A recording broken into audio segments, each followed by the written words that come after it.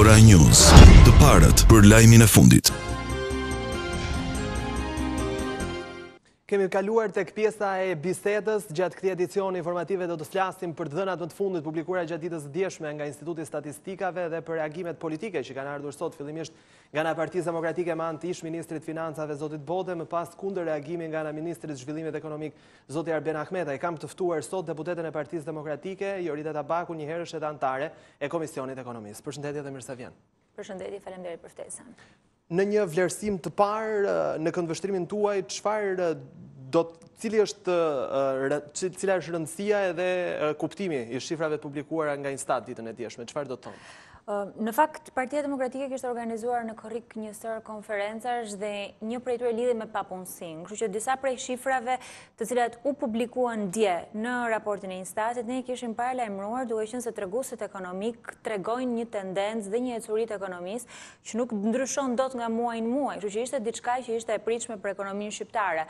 Duke pasur parasysh disa elementë. Së pari, ne kemi paralajmëruar një rënje të investimeve publike për punët publike, kemi paralajmëruar që ky sektor do të ndikojë ndjeshëm njëkohësisht si në vlerën e shtuar bruto në ekonomi nga njëra anë, po nga ana tjetër edhe në punësim. Dhe këto të dhëna dje u zyrtarizuan dhe nga Instati. Sektori i ndërtimit është një sektor i cili është në rënje, do të konfirmohet njëkohësisht edhe nga dhënat që do publikohen për punësinë dhe papunësinë, por zyrtarisht sektori ka 1/3 e vlerës që kishte do të njëjtin 3 mujor të vitit 2013, rreth 3 pikë përqindje më pak në pikë përqindje, ndërkohë që në vlerë është 1/3, që është një tregues shumë domethënës dhe tregon për një sektor të ekonomisë që është totalisht i paralizuar. Kjo lidhet si me faktin e pengimit e mos zbatimit të investimeve publike dhe borxheve të parambetura, pra minus 300 milion euro në ekonomi nga njëra anë, po nga ana tjetër dhe nga pengesa që është bërë si rezultat i pengimit të investimeve private në këtë sektor me bllokimin që ka bërë qeveria të planeve urbane të pushtetit vendor. Nuk është gjë e re, falni që ndërpres, nuk është gjë e re në fakt që sektori i ndërtimit është në krizë. Për disa vitesh tashmë ka rënje, shënon rënje edhe në shifrat vjetore të publikuara. Neve po bëjmë krahasim tremujor 2014 me tremujorin e dytë të 2013-s dhe rënja më e madhe është në këtë sektor. Sigurisht që tendenca mund të ketë qenë në rënje në vitet e kaluara, duke qenë se pjesa më e madhe e qyteteve kryesore nuk kanë pasur plane zhvillimi, por të paktën zëri investime publike, që të jemi të ndershëm me veten tonë, ka qenë një nga zërat më të lartë. Zëri investimeve publike ka qenë i lartë si rezultati i investimeve që ka bërë qeveria, si rezultati i projekteve të investimit të reja nga Fondi i Zhvillimit Shqiptar e kështu me radhë. Kështu që krahasimi i 3 mujorit me 3 mujor na ballafaqon me 2 shifra të cilat lidhen pikërisht me këtë tregues, por duke e krahasuar, meqense qeveria ka qef të krahasohet me vitin e fundit të qeverisë së kaluar, nuk po bëj asnjë krahasim me vitin më të mirë të qeverisë demokrate. Jo, ky është krahasimi i shifrave që gjithë rrita ekonomike në bazë 2013. Unë po bëj krahasim 3 mujor me 3 mujor. Sektor tjetër është industria, manufaktura, siç e quajnë zyrtarisht Instati në prodhimin në publikimin e shifrave. Ka pasur një rënje shumë të madhe.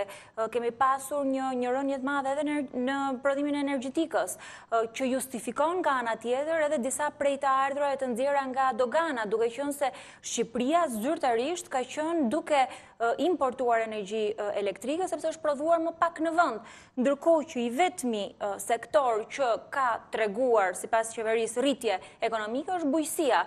Ndërkohë që të dhënat për bujqësi nuk janë të dhëna që maten nga tregu. Të dhënat e bujqësisë janë të dhëna administrative që prodhohen në zyrat e Instatit, në zyrat e zyrave rajonale të punës, pra janë të dhëna tavoline, nuk janë të dhëna tregu. Që do të thotë nuk janë të besueshme?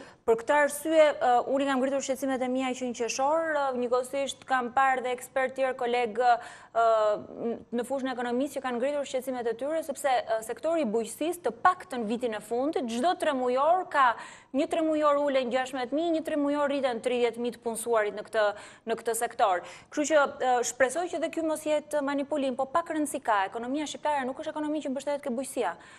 Ekonomia shqiptare është ekonomi e cila duhet ketë stimulim në këto sektor, sepse këto sektor zinxhir stimulojnë si sektorin bankar, si punësimin, si lidhjet me bizneset e tjera, janë sektor që nxisin zhvillimin.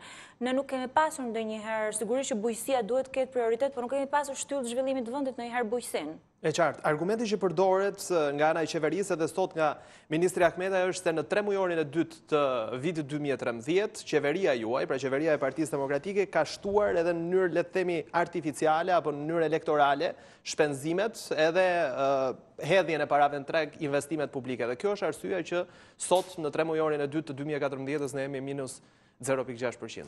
Mua më vjen mirë që ministri kritikon se ne kemi bërë shumë, por krahasimi më duke totalisht pa vend, sepse buxheti i këtij viti aktualisht kishte të planifikuar më shumë investime kapitale se sa vjet. Problemi me buxhetin e këtij viti është që nuk është zbatuar totalisht. Buxheti i këtij viti deri në këtë moment ka minus 300 milion euro investime publike të pazbatuara. Të paktën në një vit, nga shtatori në shtator, nuk kemi asnjë investim të ri të hapur, jo më përfundimin e këtyre që kanë qenë në vazhdimsi. Po janë shtyar borxhet e qeverisë tuaj, ky është argumenti përdorur nga pala tjetër. Argumenti borxhet nuk janë, këtë po përpiqem që të shpjegoj, borxhet nuk janë paguar, janë minus 300 milion nga plani i tyre, që do të thotë dhe me planin e tyre nuk kanë ecur. Pyetja që ne kemi ngritur këto ditë ka qenë se ku ka shkuar borxhi që është marrë për shlyerjen e punëve ose borxheve pravambetur ose punëve publike të pashlyera akoma. Krahasimi që bëhet me 3 mujorin e vitit kaluar është vërtet që mund të ketë qenë shpenzimi më i lartë, por plani i qeverisë këtë vit ka qenë akoma dhe më i lartë se sa shpenzimet e vitit kaluar për sa i përket investimeve publike. E njëjta gjë vjetre, e njëjta tendencë vjetre edhe me 3 mujorin e parë të këtij viti, që do të thotë qeveria edhe po të krahasohet me veten e vet, me 3 mujorin e parë të vitit 2014, përsëri është nën performancë dhe një pjesë e madhe e investimeve publike janë sektori i ndërtimit është përsëri më i ulët si në vlerë ashtu edhe në pikë përqindje, por një pjesë e madhe e investimeve publike përsëri janë nën performancë krahasuar me 3 mujorin e parë të 2014-s. Pra vëmë re një ngërç të madh. Cilat janë arsyet sipas jush? Pse ka ndodhur kjo gjë? Këto dhëna sigurisht që konfirmohen dhe nga dhënat tjera zinxhir në ekonomi. Ndërtimi lidhet me elementet që unë përmenda pak më përpara, por investimet e huaja janë në rënje. Të paktën nga të dhënat që u publikuan nga Banka e Shqipërisë dhe nga Instati muaj më parë, konfirmohet që të pak janë rreth 100 milion euro më pak në ekonomi të hedhura nga investimet direkte të huaja, sepse Shqipëria nuk është më konkurruese në rajon. Shqipëria nuk i ka më taksat njësoj si gjithë vendet e tjera të rajonit, kështu që investitorët e huaj po largohen.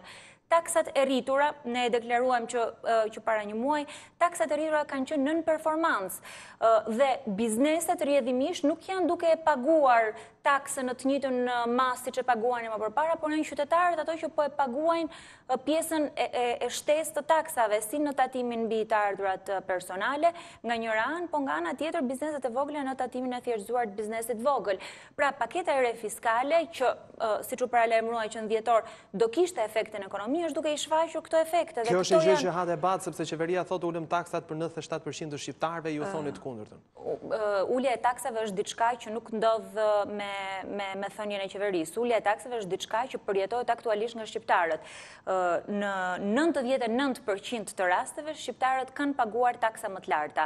Të gjitha taksat që ka rritur qeveria, si tatimin mbi fitimin, si tatimin mbi të ardhurat personale, si akciza dhe shumë taksat tjera të cilat lidhen me pushtetin vendor, kanë nënperformuar, ndërkohë që TVSH-ja, si taksë normale që ka qenë paguar gjithmonë nga qytetarët, ka ecur ashtu siç duhet në një tendencë normale, biles dhe në një qeveri që ndryshon duhet kishte performancë akoma dhe më të mirë. Ndërkohë që të gjithë taksat e tjera kanë qenë taksat të cilat qeveria ka mbledhur aktualisht më pak të ardhura sesa nga ato që kishte planifikuar. Kjo u reflektua si ndryshimin e buxhetit tani, do të reflektohet edhe në fund vitit. Jam e sigurt që qeveria shumë shpejt do të na sjellë para fundit vitit buxhetin e rishikuar, sepse asnjë prej këtyre objektivave nuk do të realizohet dot. Pra do rishikohet sërish buxheti përpara mbylljes së vitit këndvështrimin tuaj? Në mendimin tim buxheti do të rishikohet përsëri si objektivi për uljen e borxhit, duke qenë se borxhi vazhdon që të mbetet i lartë, ashtu dhe objektivi për sa i përket mbledhjes së të ardhurave. Pse kemi arritur deri këtu, zënja Tabaku, në një situatë të tillë që ju thoni e keni paralajmëruar qendruesat që keni bërë për ekonominë korrik? Njëkohësisht do kur u miratua buxhetin vjetor. Sigurisht që ka shumë faktorë që ndikojnë në të ardhurat që po mbledh qeveria këtë vit, nga ana tjetër ka dhe shumë faktorë që ndikojnë jo vetëm me element brendshëm tregut, me vazhdimsinë historike e kështu me radhë, por qeveria nuk ka asnjë faj të vazhdoj, nuk kam asnjë justifikim të vazhdoj dhe të vendosi faje mbi qeverinë e kaluar, duke qenë se tani ndodhemi në krahasimet limit, ku qeveria edhe me veten e saj nga 3 mujor në 3 mujor është duke nën performuar. Në qoftë se do të kishim, jam e mendimit që në qoftë se do të kishim një ecuri normale të paketës fiskale që ishte ekzistuese dhe do të fillojë që të synohej formalizimi i ekonomisë, pra zgjerimi i bazës tatim paguzve, unë besoj që nuk do të kishim këto zona kaq dekurajuese. Qeveria kishte plot kohë brenda mandatit 4 vjeçar që të merrte një herë të kuptonte sistemin dhe më pas të merrte masa për ta ndryshuar sistemin. Investimet e huaja direkte janë një element që lidhet drejt për drejt me paketën e re fiskale, që nuk ka kujt i vësh fajin. Të ardhurat nga akcizat lidhen drejt për drejt me paketën e re fiskale. Unë mendoj që sistemi në Shqipëri ka akoma shumë mundësi dhe hapësira për mirë administrim përpara se të kalojmë ke ndryshimi. Për formalizim të ekonomisë. Është për formalizim shumë e thjeshtë që të fillosh dhe të marrësh ndryshime sepse duhet të ndryshojmë, të marrim ndryshime sepse i kemi premtuar qytetarëve, ndërkohë që efektet janë totalisht kundërta nga ato që kishte paralajmëruar qeveria. Sigurisht që nuk e them këtë me kënaqësi, as nuk ndjej krenari të them që ne kishim thënë në dhjetor, por do kisha dashur që të ndodheshim në kushtet e një demokracie që funksionon normalisht, ku opozita jep sugjerime dhe qeveria përpiqet të paktën t'i dëgjojë, jo ta bëj veshin e shurdhër. E njëjta gjë, i njëjti debat po zhvillohet dhe për sa i përket rritjes mund të çmimit të energjisë elektrike, pra duhet një herë mirë administrimi e pastaj hajde të diskutojmë për rritjen e çmimit të energjisë elektrike. Për energjinë elektrike është hapur një debat shumë i madh, duke qenë se është dhe një çështje shumë e prekshme sociale, bëhet fjalë për një rritje të çmimit në masën pothuajse 1/5 e çmimit.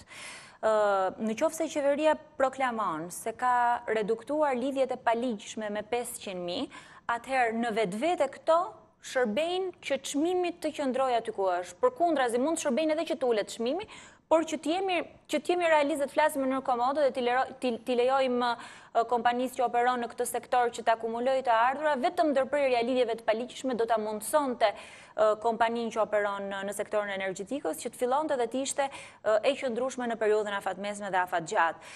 Ndërkohë që lidhjet e paligjshme të paktën zyrtarisht me të dhënat që publikon ish Qezi, janë në masën, nga masa 25% dhe 28% që ishin, kanë shkuar në masën 33%. I bie që 1/3 shqiptar nuk paguan dritat, 1/3 biznese nuk paguan dritat. Edhe këtu është e nevojshme formalizimi. Gjykoj që përsëri bara do i bjerë qytetarëve që vazhdojnë dhe e paguajnë energjinë elektrike. Është edhe presioni ndërkombëtarëve, zonja Tabaku. Banka Botërore ka rekomanduar rritje 15 deri në 20%. Ne nuk jemi të shkëputur nga institucionet ndërkombëtare. Absolutisht, Shqipëria është shtet sovran, vendimet i ka marrë vetë paktën deri në këtë moment. Sugjerimi i Bankës Botërore lidhet me faktin, njëkohësisht dhe me raportin e FMN-s dhe me faktin që të dy opsionet që ishin përpara qeverisë, mirë administrimi, reduktimi i lidhjeve të paligjshme, rritja e faturimeve është një rrugë që qeveria sigurisht që është rrugë e vështirë, por që qeveria nuk po e bën dot. Kështu që ndodhemi përpara dilemës së rritjes së çmimit të energjisë. Unë nuk besoj që një qeveri do të ndodhej përpara një rruge e cila do të ishte e lehtë dhe nuk do ta merrte atë, siç po ndodh në rastin ton. Ndërkohë që ka akoma vend sektori për të përmirësuar këto element tjerë. Besoj që sektori i energjetikës është një sektor i cili mund të konsiderohet si një e mirë publike dhe që qeverisë më mirë leverdis që ta subvencionojë nga buxheti i shtetit këtë energji elektrike të rritur, sesa t'ia japi këtë barë konsumatorëve, sepse premton që do të vazhdojë të mbrojë disa shtresa sociale dhe thotë që unë nga buxheti i shtetit do i jap këtyre shtresave sociale. Nga ana tjetër thotë që disa kategori të caktuara biznesesh nuk do të kenë përfitime dhe do të krijojnë përsëri një amulli, do të krijojnë përsëri një sistem të çoroditur, ashtu siç ka ndodhur me rastin e ndryshimit të taksave, ndërkohë që do të ishte kosto sociale më e ulët nëse qeveria do ta mbante vetë barrën e saj në buxhet për këto humbje që ka, derisa të normalizohet dhe derisa të filloj që sistemi të jetë eficient dhe i vetë qëndrueshëm, dhe të mos ia jap këtë barë të madhe konsumatorëve, familjeve shqiptare, bizneseve shqiptare që do ta paguajnë, siç e kanë paguar dje, do ta paguajnë dhe sot me çmimin e arritur të energjisë. Zonja Tapaku, do të kisha patur dëshirë që të qëndroni më gjatë, po kanë dispozicion ishte kaq. Faleminderit për ftesën. Faleminderit për këtë bisedë. Isha me Jorida Tabakun, deputete e Partisë Demokratike, antare e Komisionit e Ekonomisë, diskutuam pas dhënave të fundit publikuara ditën e djeshme nga Instituti i Statistikave për rritjen ekonomike. Ju falenderoj, shikues nderuar, do të takim transmetime të tjera këtu në Ora News.